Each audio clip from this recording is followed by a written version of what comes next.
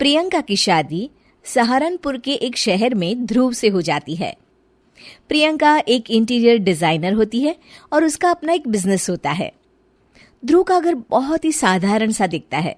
उनके घर में हर चीज पुरानी और घर के हिसाब से बिल्कुल अलग होती है। प्रियंका को लगता है कि वो इस घर को बहुत ही सुंदर बना सकती है। ध्रुव, ये घर बहुत ही पुराने तरीके से डेकोरेटेड है। अच्छा, मुझे तो नहीं लगता। कभी ध्यान दोगे तो लगेगा ना। ऐसा लगता है कि हम शहर में रहकर भी गांव में रहते हैं। अच्छा, तो इस दिवाली तुम्हारे मनपसंद कलर से पेंट करवा देंगे, ठीक है? ओहो, पेंट से क्या होगा? ये फर्नीचर इतना पुराना हो गया है, खुद कह देता होगा कभी तो, भगवान के लिए बदल दो, भगवान के लिए मुझे बदल दो। कुछ भी बोलती हो तुम प्रियंका। अरे कितना सुंदर लगता है ये सोफा। हाँ, साइज देखा है इस घर के फर्नीचर का। ऐसा लगता है घर नहीं गोडाउन है। मुझसे नहीं, मम्मी और पापा से बात कर लो इस बारे में। ये सब उन्हीं की पसंद का आया है। हाँ, तभी तो इतना ओल्ड फैशन है। कुछ कहा क्या? अरे कुछ नहीं। आप जाइए, ऑफिस जाइए।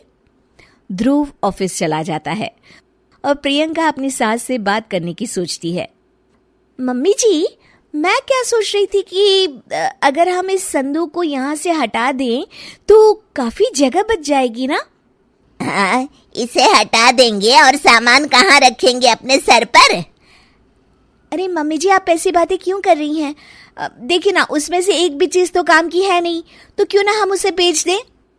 नहीं बहू, उसमें हमारे पुराने घर का बहुत ही अच्छा सामान है। पापा जी, ये घर भी तो पुराना ही लगता है। एक दिन प्रियंका की सहेली प्रिया उसके घर आती है। प्रिया घर को देखकर हंस पड़ती है। इतनी अच्छी इंटीरियर डिजाइनर का ससुराल तो किसी पुराने म्यूजियम जैसा लगता है। क्या बताऊं, यहाँ तो किसी को फर्क ही नहीं पड़ता। अरे जब सीधी उंगली से घी ना निकले ना, तो उंगली टेढ़ी कर लेनी चाहिए। हाँ, शायद तो ठीक कह रही है। अगले दिन प्रियंका की सास सोफे पर बैठी होती है तो देखती है कि सोफे का कपड़ा नीचे से फट गया है। अरे ये क्या, ये कपड़ा कैसे फट गया? मम्मी जी, मुझे लगता है कि ये किसी चूहे का काम है। क्या? चूहा? फिर से? सास सोफे पर चढ़ जाती है। अब तो मम्मी जी चूहा इस सोफे में अपना घर बना लेगा। क्या? तो क्या करे बहू, तू ही कुछ सुझाव देना। मम्मी जी, हमें स्टील वाले छोटे सोफे बना लेने चाहिए ताकि चूहे को घर बनाने के लिए जगह ही ना मिले। तू सही कह रही है बहू। मैं अभी तेरे ससुर को बोलती हूँ नए सोफे लाने के लिए। मम्मी जी, नए सोफे लाने की कोई जरूरत नहीं है, हम इन्हीं से सोफे बना सकते हैं। आप बस देखती जाइए। प्रियंका सोफे तो नए बना लेती है, पर अब उसमें सिर्फ 2 ही लोगों के बैठने की जगह होती है। अरे ये क्या, इसमें तो बस 2 ही लोग बैठ सकते हैं। अरे बहू, तुझे तो पता ही है, हमारे घर कोई ना कोई आता ही रहता है। इतनी सी जगह में हम कहाँ बिठाएंगे उन्हें? अरे मम्मी जी, आप चिंता मत कीजिए, उसका भी इंतजाम हो गया है। मैंने इस संदूक के ऊपर गद्दा लगवा दिया है और इसे पेंट करवा दिया है। ध्रुव उस पर बैठने की कोशिश करता है, पर संदूक की ऊंचाई ज्यादा होती है, इसलिए उसे बैठने में दिक्कत हो रही होती है। प्रियंका, कम से कम ये तो देखती कि संदूक की लंबाई कितनी ज्यादा है। ये बैठने में बिल्कुल भी कंफर्टेबल नहीं है। अरे आप भी ना, ये आजकल ट्रेंड में है, आपको तो कुछ पता ही नहीं है।